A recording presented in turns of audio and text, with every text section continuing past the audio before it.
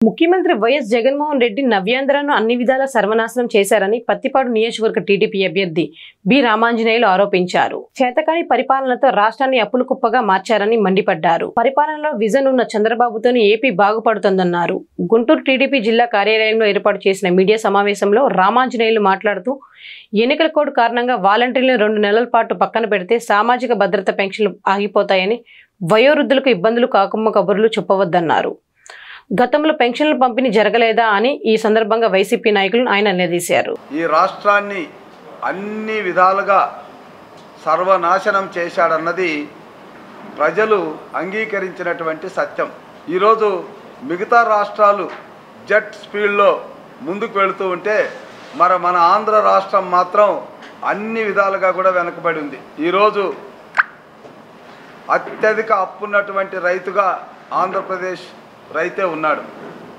మరి అదేవిధంగా ఆత్మహత్యలు చేసుకునేటటువంటి రైతుల్లో కూడా ఆంధ్రప్రదేశ్ రైతుదే అగ్రస్థానం. అత్యధిక అప్పున్నటువంటి కుటుంబంగా కూడా ఆంధ్రప్రదేశ్ కుటుంబానికే చెందింది. నిరుద్యోగ రేటు తీసుకున్నా, మరి అదేవిధంగా విద్యా వ్యవస్థలో సంవత్సరానికి 3,50,000 మంది పిల్లలు, పేద పిల్లలు బడికి దూరమైన ఇవన్నీ కూడా ఆంధ్రప్రదేశ్లోనే జరుగుతున్నాయి. ధరలు పెరుగుదలలో పక్కన రాష్ట్రాల్లో డీజిల్ పెట్రోల్ ధరలతో పోల్చుకుంటే ఆంధ్రప్రదేశ్లో ఎక్కువ అన్నది అందరికీ విదితమే. 7 సార్లు కరెంటు ఛార్జీలు పెంచడం, 6 సార్లు ఆర్టీసీ ఛార్జీలు పెంచడం, 200 రూపాయలు ఉన్నటువంటి కరెంటు ఈరోజు 600, 800 కావడం. ఒకవైపు ధరలు పెరుగుదల, మరొక వైపు పన్నుల పోటు, మరొక వైపు పన్నులు లేకపోవడం, కుటుంబ వ్యవస్థ అంతా కూడా చిన్నాభిన్నమైంది. ఇక రాష్ట్రానికి వస్తే రాష్ట్రంలో ప్రాణాధారమైనటువంటి పోలవరం గోదావరిలో కలిసిపోయింది. అమరావతి రాజధాని ఆనవాళ్ళు లేకుండా చేసి 3 ముక్కలు ఆటతో ఈ 5 సంవత్సరాలు గడిపారు. రాష్ట్రంలో ఉన్నటువంటి ఆస్తులు ఎక్కడ పడితే అక్కడ తాకట్టు. చివరికి గ్రాఫిక్స్ అన్నటువంటి వైసీపీ నాయకులు మరి సచివాలయాన్ని కూడా 300-400 కోట్లకి అప్పులు తెచ్చారంటే మరి గ్రాఫిక్స్ మీద అప్పులు ఇచ్చినటువంటి పెద్ద మనుషులు ఎవరో మాకు అర్థం కాలే. ఇవన్నీ ప్రజలు గమనిస్తున్నారు.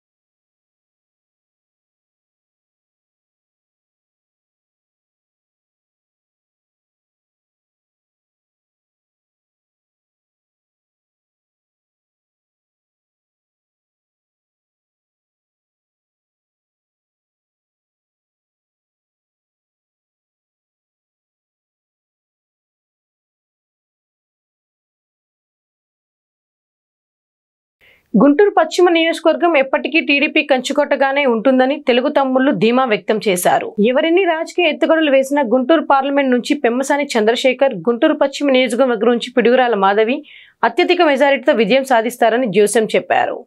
అభ్యర్థి ఎవరు అన్నది ముఖ్యం కాదని, పార్టీ గెలిపే మనందరి లక్ష్యమన్నారు. గుంటూరు పశ్చిమ నియోజకవర్గ తెలుగుదేశం పార్టీ విస్తృత స్థాయిలో సమావేశం జీటీ రోడ్లోని గుంటూరు కన్వెన్షన్ హాల్లో అట్టహాసంగా జరిగింది. ఈ సమావేశంలో గుంటూరు పశ్చిమ నియోజకవర్గ టీడీపీ అభ్యర్థి పిడుగురాల మాధవి, కోవెలమూడి రవీంద్ర, డేగల ప్రభాకర్, మాజీ ఎమ్మెల్సీ ఏఎస్ రామకృష్ణ, నిమ్మల శేషయ్య, మద్దిరాల మాన్యి, మన్నవ సుబ్బారావు తదితరులు పాల్గొన్నారు. ఈ సందర్భంగా టీడీపీ ముఖ్య నాయకులు మాట్లాడుతూ చంద్రబాబు నాయుడు పాలనలోనే రాష్ట్రం సుభిక్షంగా ఉందన్నారు. సూపర్ 6 శంకరావం కార్యక్రమాలు విజయవంతం చేయాలని పార్టీ శ్రేణులకు పిలుపునిచ్చారు.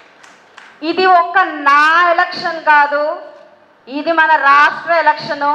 ఇది ఒక కేవలం గల్లా మాధవికి సంబంధించిన విజయం అవదు, ఖచ్చితంగా మన రాష్ట్ర విజయం అవుతుంది.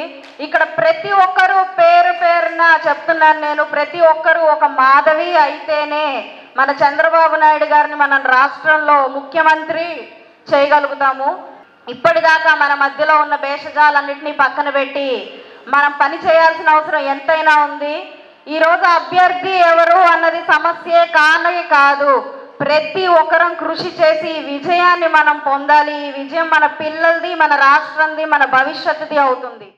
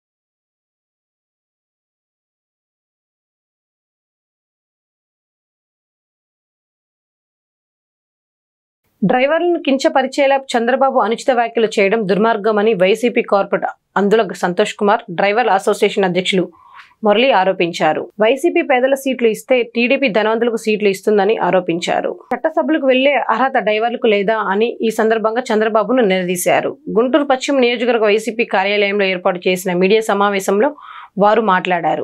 చంద్రబాబు పెత్తందారి మనస్తత్వంతో ఎస్సీ, ఎస్టీ, బీసీలపై గతంలో కూడా అనుచిత వ్యాఖ్యలు చేశారని గుర్తు చేశారు. ముఖ్యమంత్రి వైఎస్ జగన్మోహన్ రెడ్డి మాత్రం నా ఎస్సీ, నా ఎస్టీ, నా బీసీ అనే మనస్తత్వంతో మేలు చేస్తున్నారని వివరించారు. చివరికి పేదలకు, వయోవృద్ధులకు కూడా ఇంటి వద్దనే పెన్షన్లు అందకుండా వాలంటీర్ వ్యవస్థను అడ్డుకున్న సంస్కృతి చంద్రబాబుదని ధ్వజమెత్తారు. పెన్షన్ల కోసం వెళ్లే వృద్ధులు ఎవరైనా చనిపోతే అందుకు చంద్రబాబు బాధ్యత వహించాల్సి వస్తుందని హెచ్చరించారు. మరి గత కొన్ని రోజుల క్రితం చంద్రబాబు నాయుడు గారు చేసిన వ్యాఖ్యల్ని తీవ్రంగా ఖండిస్తున్నాం.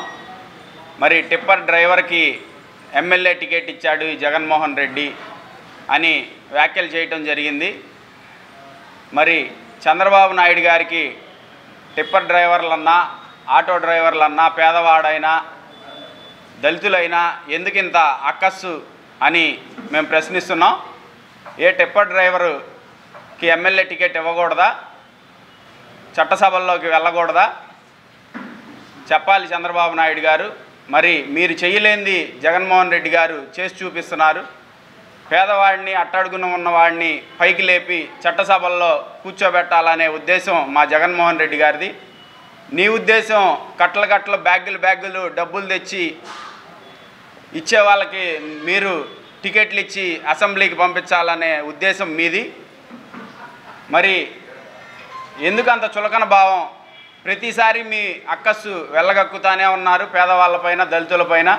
దళితుల్లో ఎవరు పుట్టాలని ఒకసారి అంటారు, తోకలు కత్తిరిస్తామని ఇంకోసారి అంటారు, వాలంటీర్ వ్యవస్థ మీద కించపరుస్తూ మాట్లాడతారు. పేదవాళ్ళకి పథకాలు ఇస్తుంటే మీ ఆక్రోశం వెళ్ళగక్కుతానే ఉన్నారు. పేదవాడు బాగుపడకూడదనే ఉద్దేశం మీద చెప్పాలి చంద్రబాబు నాయుడు గారిని సూటి ప్రశ్న వేస్తున్నాం.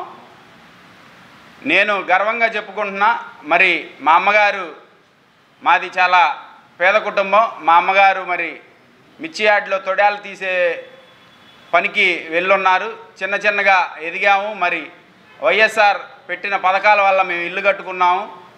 దాని తర్వాత పార్టీ గుర్తించి గుంటూరు నగర డ్రైవర్స్ అసోసియేషన్ తరపు నుంచి మాట్లాడుతున్నాను. ఈ డ్రైవర్లు అంటే చులకన భావం చంద్రబాబు నాయుడు గారికి ఉన్నంతగా ఎవరికీ లేదని అనిపిస్తుంది. మా గతంలో కూడా చూసాం, ఆయన ఆటో డ్రైవర్ దగ్గర నుంచి లారీ డ్రైవర్ కానీ ప్రతి డ్రైవర్లని ఏ రకంగా అధికారంలో ఉన్నప్పుడు కేసులు పెట్టి వేధించింది.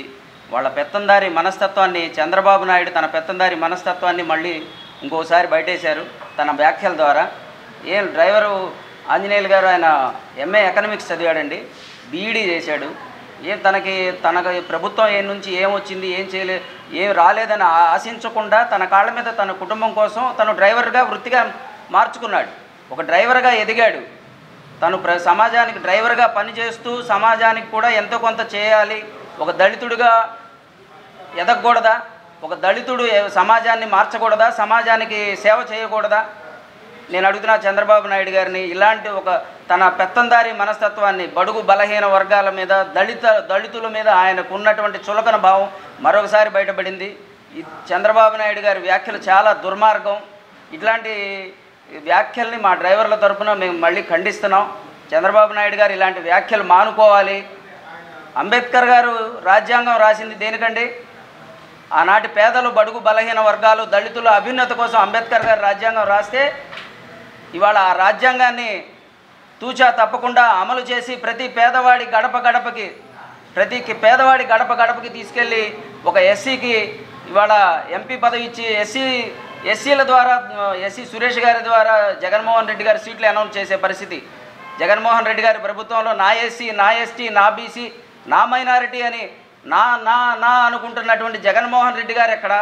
ఇవాళ తన పెత్తందారి మనస్తత్వంతో చంద్రబాబు నాయుడు చేస్తున్నటువంటి బీసీలని గతంలో చూసాం. నాయి బ్రాహ్మణులు వాళ్ళకున్న సమస్యని చంద్రబాబు నాయుడు ముఖ్యమంత్రిగా ఉన్నప్పుడు నాయి బ్రాహ్మణులు వాళ్ళ సమస్యలు చెప్పుకోవడానికి పోతే మీ తోకలు కత్తిరిస్తామని అన్నాడు. అధికార మదంతో ఆ రోజున బీసీలు అందరూ గుర్తుపెట్టుకున్నారు. మళ్ళీ ఇంకొక మాట మాట్లాడాడు, ఎస్సీల్లో ఎవరైనా పుట్టాలనుకుంటారా అని అన్నాడు. తనకున్న దురహంకారాన్ని, తనకున్న ఆ పెత్తందారి మనస్తత్వాన్ని అతను మళ్ళీ బయటేసుకొని ఆ రోజున చేస్తే, ఆ రోజున ఎస్సీ, ఎస్టీ, బీసీ, మైనారిటీ వర్గాలు చంద్రబాబు నాయుడికి ఏ రకంగా బుద్ధి చెప్పాలో 23 సీట్లు ఇచ్చి